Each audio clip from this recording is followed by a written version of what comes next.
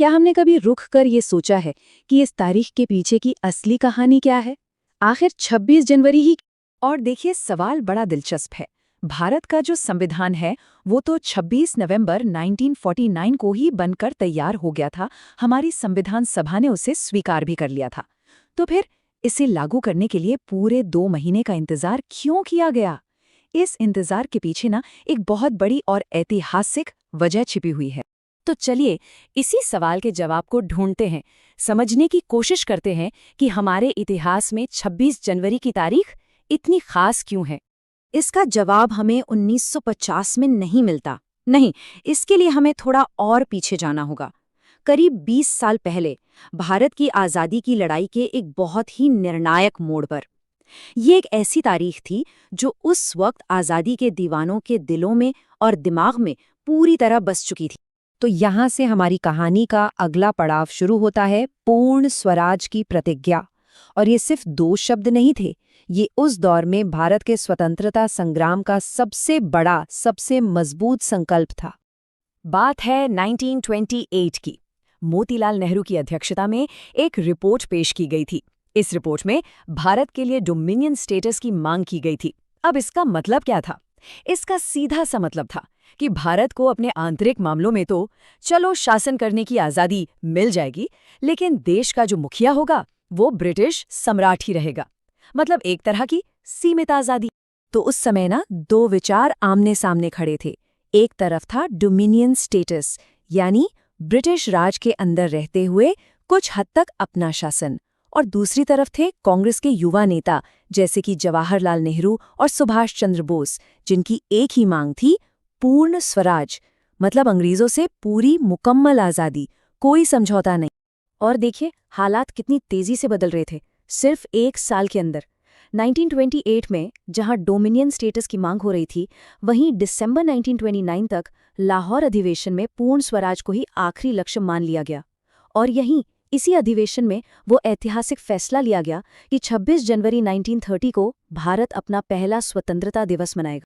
उस लाहौर अधिवेशन के अध्यक्ष जवाहरलाल नेहरू ने अपने भाषण में एकदम साफ कर दिया था कि अब समझौते का वक्त गया, अब सिर्फ और सिर्फ आज़ादी चाहिए। उनका ये भाषण उस दौर के जोश और संकल्प को आज भी महसूस कराता है। उन्होंने सिर्फ राजनीतिक आज़ादी की बात नहीं की, बल्कि एक ऐसे भारत की नींव रखने की बात की जो समाजवादी हो, जो गणतांत्रिक हो। जरा सोचिए उस पल के बारे में। 31 दिसंबर 1929 की वो कड़कड़ाती ठंड वाली आधी रात। लाहौर में रावी नदी का किनारा, चारों तरफ इनकलाब जिंदाबाद के नारे गूंज रहे हैं, और उन्हीं नारों के बीच पहली बार भारत की आज़ादी का प्रतीक, हमारा तिरंगा, आसमान में लहराया। वो सिर्फ एक झंडा नहीं था, नहीं, वो ब्रिटिश साम्राज्य को एक खुला ऐलान था। इस अधिवेशन में कई बहुत बड़े फैसले लिए गए। पहला, गोलमेज सम्मेलन का बहिष्कार किया जाएगा। दूसरा, अब से पूर्ण स्वराज ही कांग्रेस का मुख्य लक्ष्य होगा। तीसरा, गांधी जी के नेतृत्व में सविनय अवज्ञा आंदोलन शुरू किया जाएगा। और सबसे अहम फैसला कि आने वाली 26 जनवरी को पूरे देश में स्वतंत्रता दिवस मनाया जाएगा। और ठीक ऐसा ही हुआ। 26 जनवरी 1930 को पूरे देश में सभाएं हुईं, तिरंगा फहराया गया और लाखों लोगों ने आज़ादी की शपथ ली।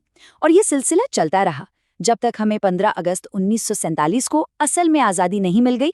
तब तक हर साल 26 जनवरी का दिन स्वतंत्रता दिवस के रूप में ही मनाया जाता था। ये तारीख लोगों के जहन में आज़ादी के संकल्प का प्रतीक बन गई थी। अच्छा, अब कहानी का दूसरा अध्याय शुरू होता है, संविधान, यानी एक नए राष्ट्र का निर्माण। आज़ादी तो मिल गई, पर अब देश को चलाने के लिए अपने नियम, अपने कानून बनाने का एक बहुत बड़ा काम सामने खड़ा था। देखिए, 15 अगस्त 1947 को हम आज़ाद तो हो गए, लेकिन तब हम एक गणतंत्र नहीं बने थे। उस समय भी औपचारिक रूप से भारत का राष्ट्राध्यक्ष ब्रिटिश राजा ही था। अब देश को एक ऐसे संविधान की जरूरत थी जो पूरी तरह से भारत के लोगों द्वारा, भारत के लोगों के लिए बनाया गया हो। और ये कोई छोटा मोटा काम नहीं था। इस विशाल दस्तावेज को बनाने में पूरे 2 साल, 11 महीने और 18 दिन का समय लगा। ये दिखाता है कि हमारे संविधान निर्माताओं ने कितनी मेहनत, कितनी गंभीरता और कितने समर्पण से ये काम किया था। संविधान सभा ने कुल 165 दिनों तक बैठकें की। एक एक लाइन पर, एक एक शब्द पर लंबी बहस और चर्चा हुई। और इस पूरी प्रक्रिया में मसौदा समिति के अध्यक्ष डॉक्टर भीमराव अंबेडकर की जो भूमिका थी वो सबसे महत्वपूर्ण थी। उन्होंने ही समानता, न्याय और हर नागरिक के मौलिक अधिकारों को हमारे संविधान का आधार बनाया। और फिर आखिरकार 26 नवंबर 1949 को वो दिन आया जब संविधान सभा ने इस महान दस्तावेज को स्वीकार कर लिया। भारत का संविधान बनकर पूरी तरह से तैयार था। लेकिन कहानी यहाँ खत्म नहीं होती। असल मोड़ तो अब आने वाला था। अब हम कहानी के उस मोड़ पर हैं जहां आज़ादी की लड़ाई का इतिहास और एक नए आधुनिक भारत का भविष्य दोनों एक साथ आकर मिल जाते हैं। जैसा मैंने बताया, संविधान तो 26 नवंबर को ही तैयार हो चुका था, लेकिन हमारे नेताओं ने इसे तुरंत लागू करने की बजाय 2 महीने रुकने का फैसला किया। वो एक बहुत ही खास दिन का इंतजार कर रहे थे, एक ऐतिहासिक दिन का। और वो खास दिन था 26 जनवरी। जी हाँ, वही 26 जनवरी। ये फैसला 1930 के उस पूर्ण स्वराज के संकल्प को, उस पहले स्वतंत्रता दिवस को सम्मान देने के लिए लिया गया था। ये उस ऐतिहासिक दिन को हमेशा हमेशा के लिए अमर बनाने का एक तरीका था। तो इस तरह जिस तारीख को भारत ने पहली बार पूरी आज़ादी का सपना देखा था, ठीक 20 साल बाद उसी तारीख को वो सपना हकीकत में बदल गया और भारत एक संपूर्ण संप्रभु गणराज्य बना। ये प्रतीक था एक सपने के हकीकत बनने के सफर का। तो इस गणतंत्र का असली मतलब क्या है? क्या ये सिर्फ एक छुट्टी का दिन है या एक परेड का दिन? नहीं, इसका मतलब इससे कहीं ज्यादा गहरा है। ये वो दिन है जब सत्ता किसी राजा या रानी के हाथ से निकलकर हमेशा के लिए भारत की जनता के हाथ में आ गई। ये वो दिन है जब हम भारत के लोगों ने खुद को ये संविधान समर्पित किया। मतलब ये दिन नागरिक की सर्वोच्चता का प्रतीक है। जैसा कि डॉक्टर अंबेडकर ने संविधान सभा में अपने आखिरी भाषण में कहा भी था कि कोई संविधान कितना भी अच्छा क्यों ना हो, उसकी सफलता इस बात पर निर्भर करती है कि उसे चलाने वाले लोग कैसे हैं। एक अच्छा संविधान भी गलत लोगों के हाथ में जाकर खराब साबित हो सकता है। ये एक बहुत बड़ी जिम्मेदारी है हम सब पर।